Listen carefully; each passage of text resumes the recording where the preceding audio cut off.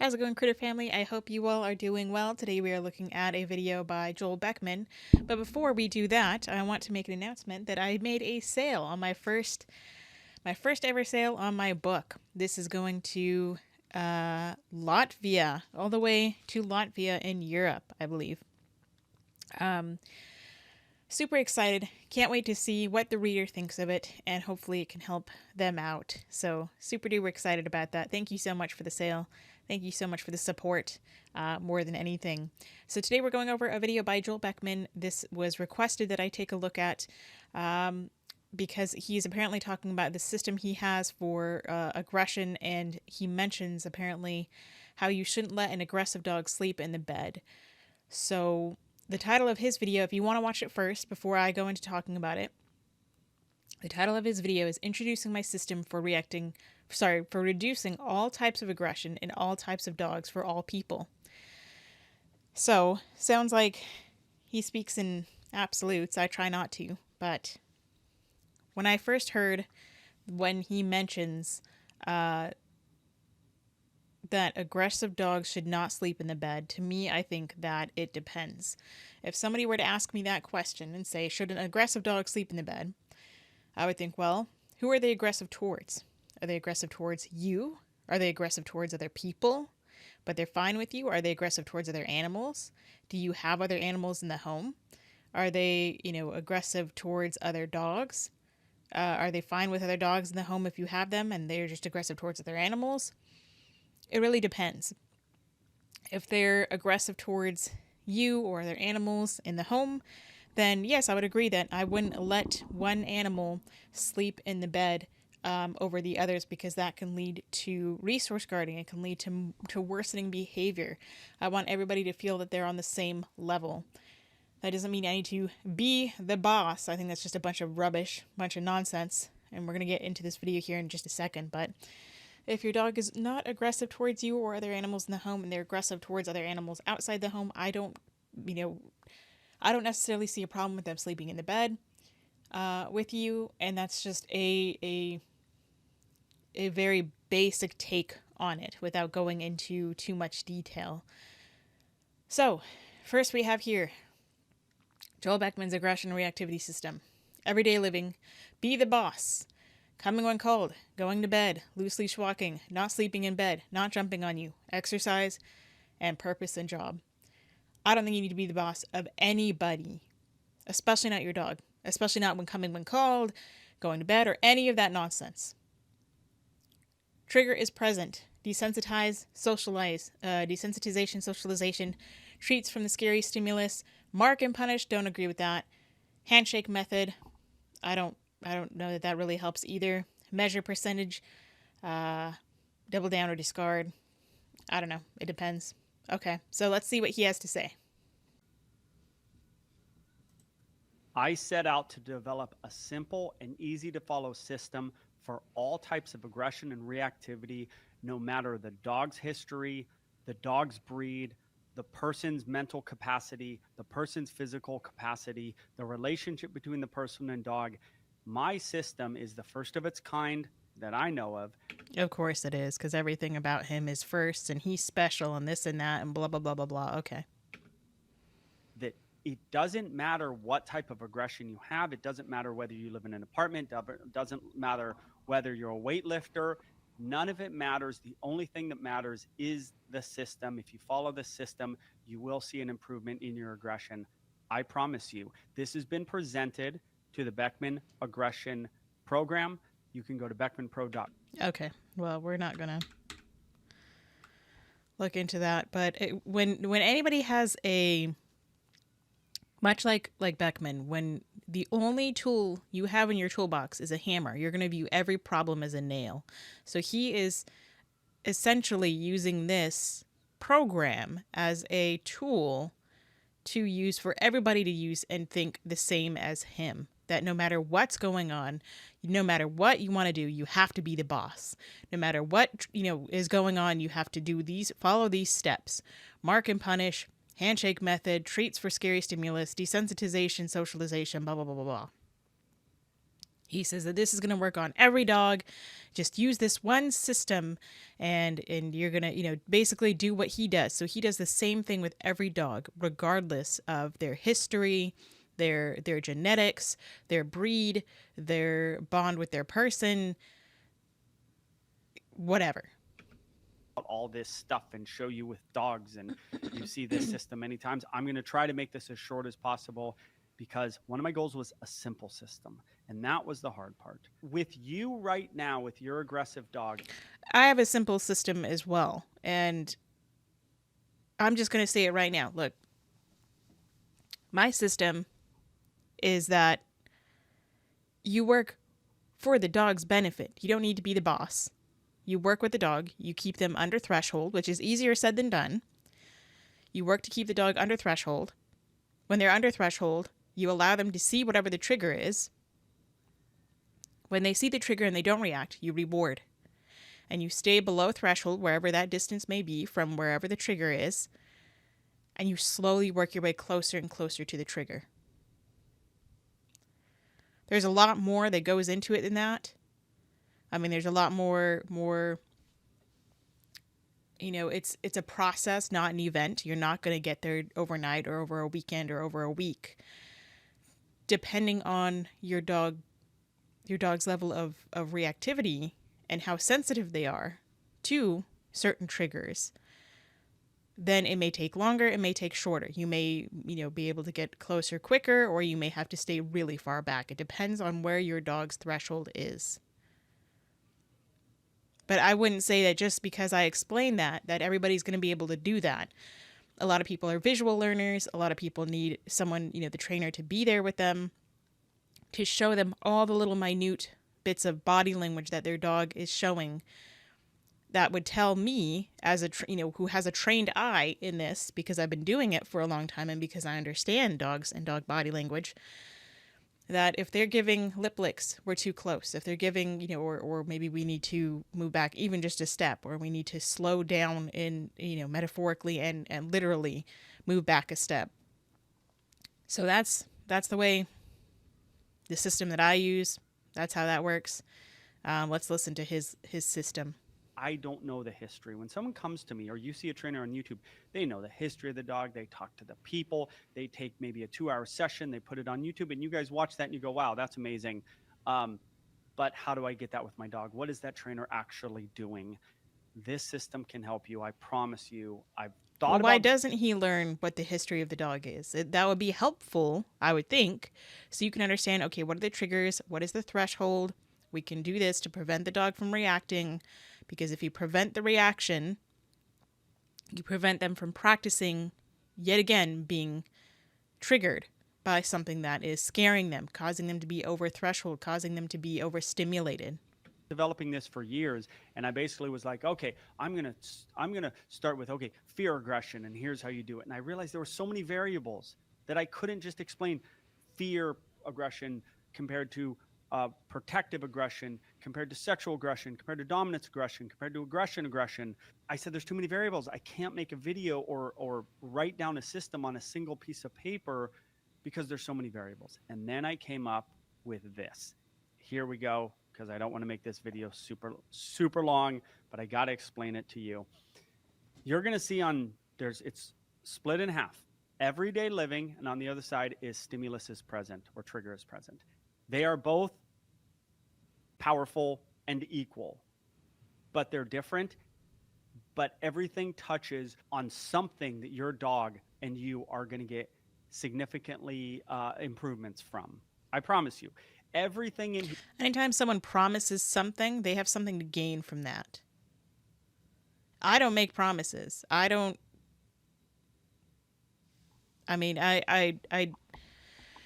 would like to, but there's so many variables, like he says, that I don't make a promise. I don't promise that just because I tell you to do something that it's going to work, because I'm not there to be able to see all the little things that go into it that make it work. But when he, I try not to speak in absolutes, like I've said before. He speaks in absolutes. He says he promises. Okay, well, I'm sure there's going to be a lot of broken promises from a lot of people. here works on the dog's brain on a different level. There's no two things the same. We're hitting all possibilities on why your dog is doing the behavior. Desensitization treats from the scary stimulus, mark and punish, which is very operant, handshake method, which is an ingratiation process. It helps protective dogs. By the way, this also helps dog on dog aggression within the home. But certain things don't matter. Desensitization and socialization, you're going to throw that out right now. They're within the home. That's already happening. Okay, great. Throw it out.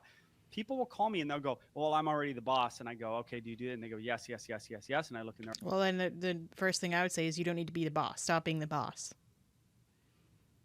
Be your dog's partner, not the boss. Because a dog doesn't need a boss. Eyes, or I talk to them on the phone and I say, okay, I think you are doing that. Great, throw it out. Be the boss doesn't matter. I love it. Never matters. You never need to be the boss. If we can throw out multiple things on here, I love it. You know why?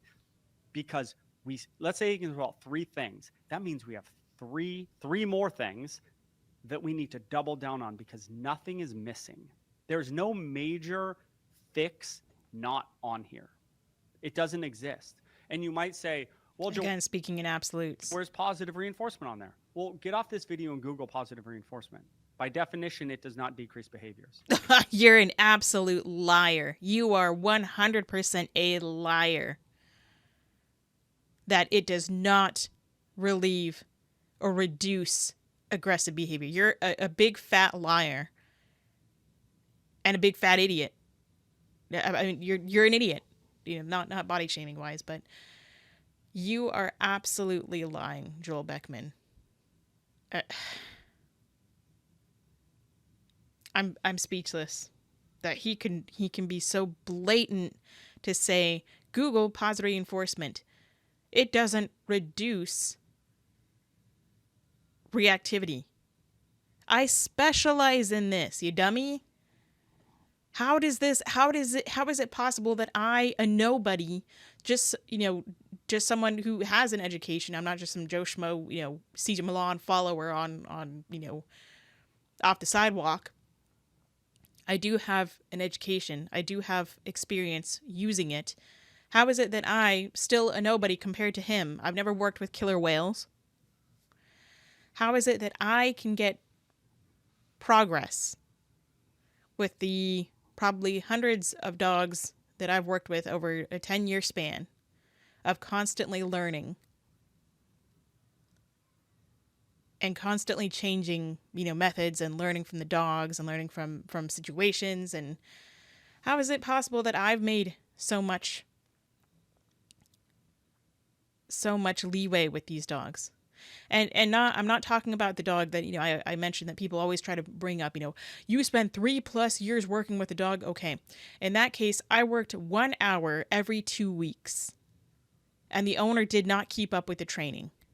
So I basically wasted my time for 3 years.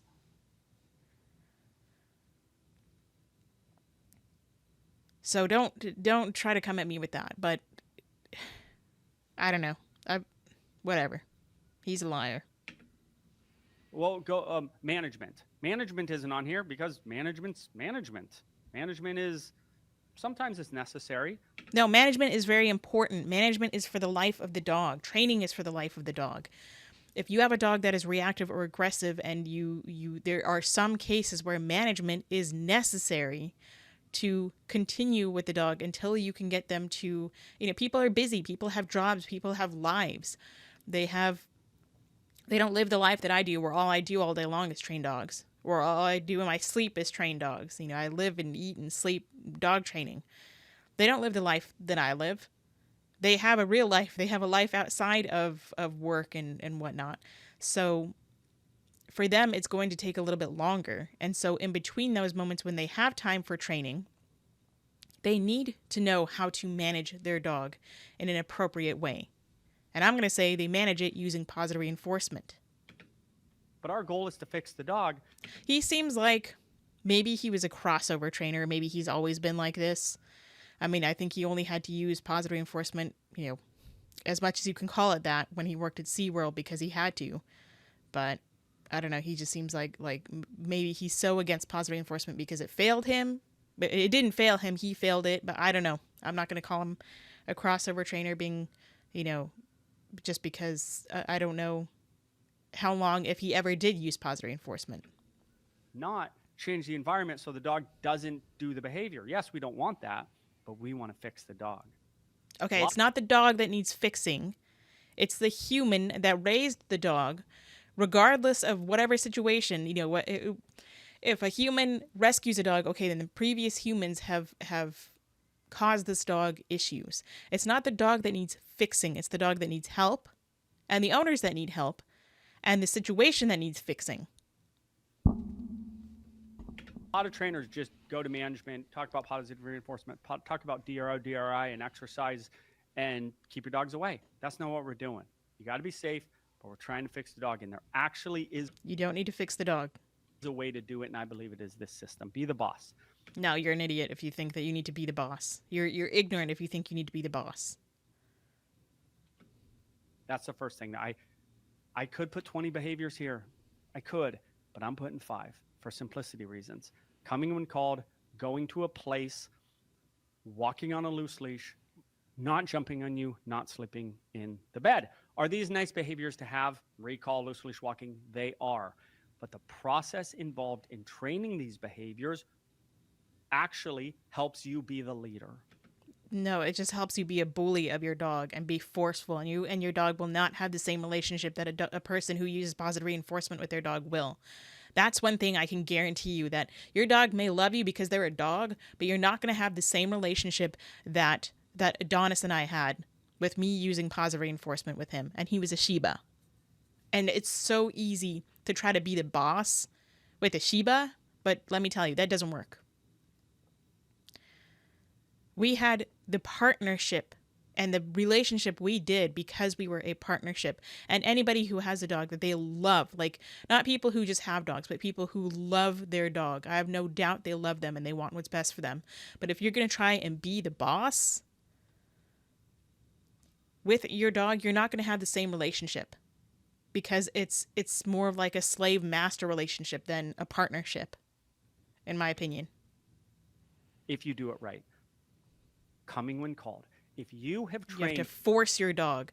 You corner them. You cause them learned helplessness, right, Joel? That's in his whole process relies on learned helplessness when calling your dog to you, or when teaching your dog to come when called.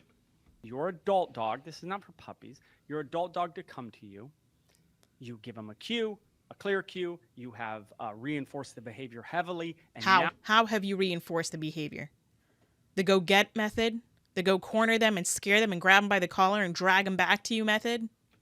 Now you're asking it in your backyard. Forget a distracted environment. A lot of dogs don't come in a distracted environment. In your backyard. You can teach it with positive reinforcement. If you say, so-and-so, come, and they understand what you're asking, and they go, no. Do you really know that they understand, or are they distracted in that environment as well?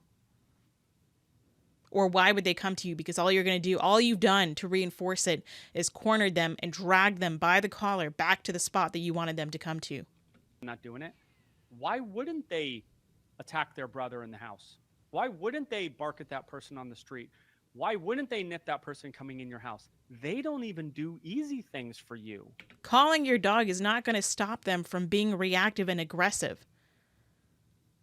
That's a silly comparison.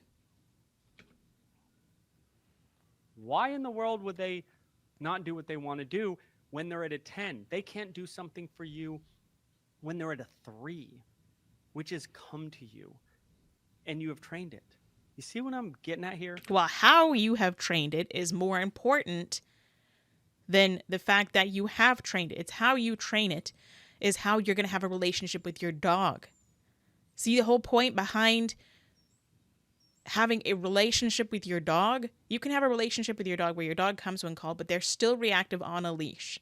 Or they come to you when called, but they can still be reactive with their brother or their sister or their housemate, whatever. Or they're fine in the house, but they're reactive towards people, but they can still come when called to you.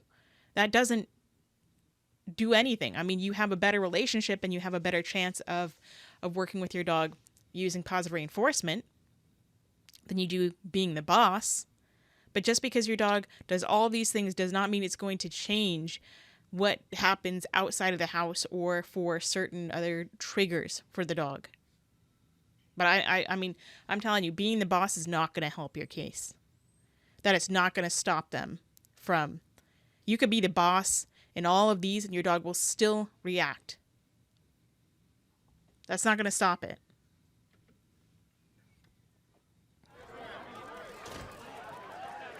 Step back, back it up, back it up, back it up. I hope your light bulb's already going off. And by the way, there's 4 more behaviors here that work on the dogs differently even than recall. Going to a place in the house. If you have trained a place behavior, luring them to a bed or a spot and treating them, and then you've slowly faded out the treat, and now your dog understands pointing to the place and leaning and saying place, and your dog just goes, I'm not doing it. Why would they not aggress? They don't, it's in your house. It's about the easiest thing in the world, and they're saying no. Why wouldn't they do something? Why are they saying no? Is it they don't understand the behavior? Or there's something else going on in the house that is still distracting them that they don't want to go to the bed? Or do they associate the bed as something negative somehow? Because he doesn't use treats a whole lot to teach that behavior. He just drags the dog over there. Thing out in the world that they feel like doing. They don't listen to you in your house. Because the whole life of a dog is controlled. Every living moment, every aspect of a dog's life is controlled by the human, by the owner. Where the dog goes to the bathroom, when they get to go to the bathroom, if they get to go out at all, if they have to stay in a crate for 8+ hours a day, what they get to eat, how much they get to eat, when they get to eat, where they get to eat. Every living, how much water they get, if they get clean water at all, if they live indoors or outdoors in an old rickety dog house full of splinters and spiders and wasp nests. Every living aspect of a dog's life is controlled. So why shouldn't they be able to tell you, I don't want to go lay down on the bed and because I have to stay there on my little cot for hours on end.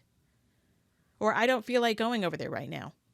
Why can't I sleep where I want to sleep? It doesn't have to be on the couch. It doesn't have to be on the bed. I understand for people who don't want that. You don't have to have that, but they can at least sleep on the floor where they want to. I mean, they're sleeping on the cold, hard floor, which a lot of dogs don't mind. I mean, Adonis would a lot of times sleep on the concrete in the sun and sun himself and fry himself in the sun over sleeping in the grass.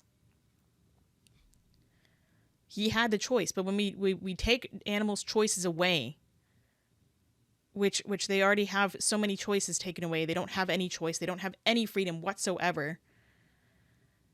And yet they still love us endlessly. A dog doesn't have to be appreciative of anything. Give them choices. Don't be upset when they tell you no. They have the right to consent. At least they do with me. House. So you got to fight the battles when it's at a 1 so that you have a shot when they're at a 10. No, I disagree with that. Loose leash walking, pulling you down the street. Now that can affect whether they're reactive or not. Because if they're already pulling and they're on a tight leash, they're already going into opposition reflex. They're already feeling fight or flight. So when they see a trigger, when they're on that tight leash, yes, that can send them into more of a frenzy. So the first thing I do is I teach a dog to be on a loose leash. They may still be barking and lunging, but at the very least, they're not pulling, barking, and lunging. And then we work on the lunging, making sure that they're under threshold enough so they don't feel the need to lunge. And then we work on the barking, making sure that they feel comfortable enough they don't need to bark, or we give them an alternate behavior or an alternate cue so they don't feel the need to bark, lunge, or try to go after the other dog. We change how they think. We don't just force them into submission. You're weak. They actually feel your weakness. Forget No, the they dominance don't. walking in front of you. That doesn't matter. Thank That's not you. a thing. Thank you. They pull you. Plus, if you were to They drop the pull leash, because it's what they've been taught, that if they pull, they get to continue walking. That's why they do it. If you, not because they sense that you're weak, as in being a leader weak or physically weak, they pull because when you're not able to hold them back, so they learn that, if you had them tied to a tree and they tried to pull, that tree's not going anywhere. unless it's a little sapling. And then they would be take a really strong dog to pull that out of the ground. But you tie them to a tree, they're not going anywhere. They learn, okay, pulling gets me nowhere. But you tie them to, a small child or someone who is a very large dog and a very, a smaller person who's mismatched for their dog. And then they can pull you down because you continue walking the direction that they want to go, or you can't stop them from pulling you down the direction you want to go. And then they learn, okay, in order to move forward, I have to pull. Pulling is rewarding for me. They just leave you. Like, there's no checking in with you. Teach them to walk next to you. I don't care if my dog checks in with me. I mean, yes, Adonis would give me an ear flick when he heard me walking behind him. If I stepped on a rock or a twig or something, that was all I needed. Or if I said Adonis, or I said, hey, psst, psst, whatever.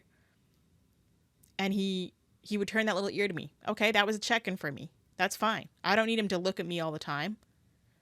I don't need to teach my dog to walk next to me because they're leaving me, because he's so controlling and he's so obsessed with control, Beckman is, that he has to have the dog walk next to him. You can sign up for any of my programs at beckmanpro.com. I don't recommend it.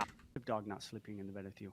They might think they're your husband or your wife. They're in the highest spot in the house. I don't think they would actually think that. I don't think that's how they think. But if they are aggressive towards you and they're sleeping on the bed, then yes, they feel they're on the same level as you, or they're able to growl at you and scare you out of the bed, and that is reinforced because you leave the bed alone and they get to stay on the bed. It's a resource for them. So you can teach them through positive reinforcement to get off the bed and have their own bed, and you work on your relationship in general with them, why they feel the need to protect the bed.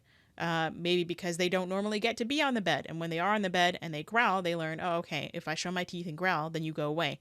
And if you don't, then I'm going to try more and more and more behavior, more aggressive behavior. It doesn't mean you need to be the boss. It doesn't mean you need to be aggressive with your dog to teach them.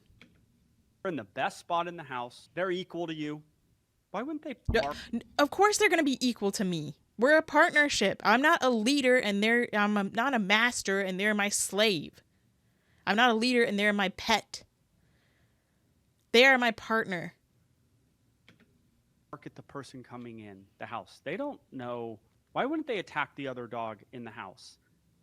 Just because they sleep on the bed does not mean that that's gonna cause them to attack the person at the door.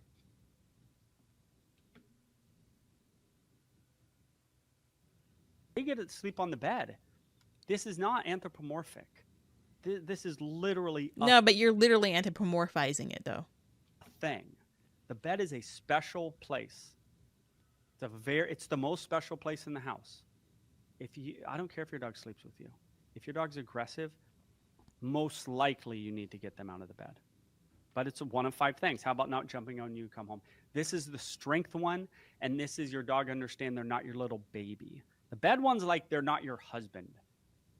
Again, but he says that he's not anthropomorphizing it. Jumping ones, they're not your baby. They're not the center of your world. A dog thinking it's the center of your world. The dog jumps on you because it's excited. Again, it's a learned behavior. All of these are learned behaviors that are very natural to a dog. Not coming when called, to not leaving the squirrel alone to come to you when called is natural for a dog. Going to bed is not natural for a dog. Loose sleepwalking, not natural for a dog. Sleeping in the bed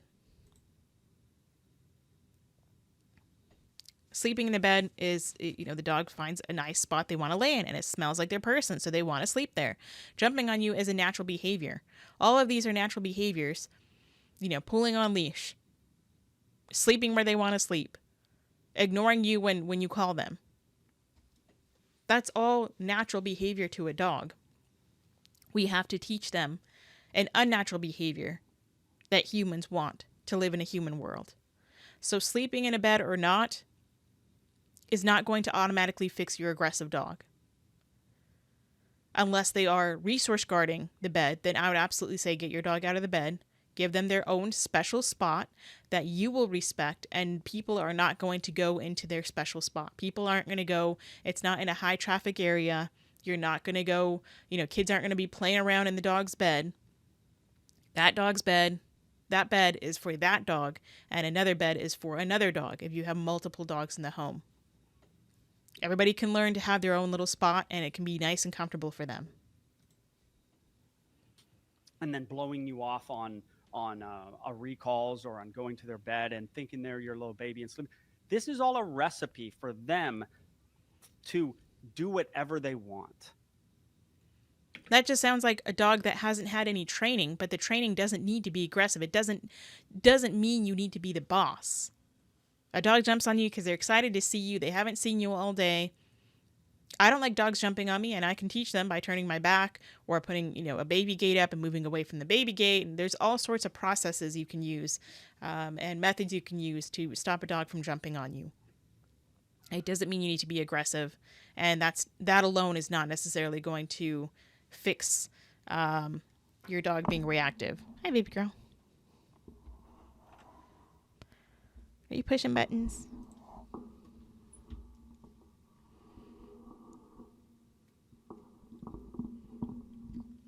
Hi. All right, Allie's here now, and she's rubbing on the microphone. This video is probably going to be really, really long already. So he has a 19-minute video.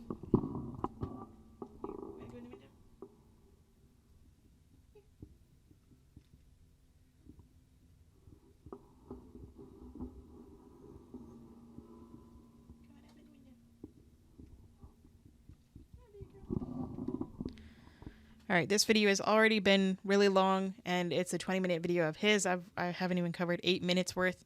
So hopefully I've answered the main questions.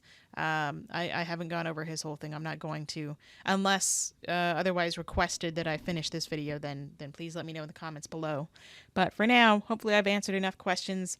Hopefully I've talked enough. I've certainly blabbed enough for myself, so hopefully it's enough for you all as well. But thanks for watching. I do appreciate it. Hope you all are doing well. Go say hi to your little critters. Give them some kind of love and they appreciate. Ellie is in the way now. Say hi to for me. Until next time, practice peace, patience, and positivity.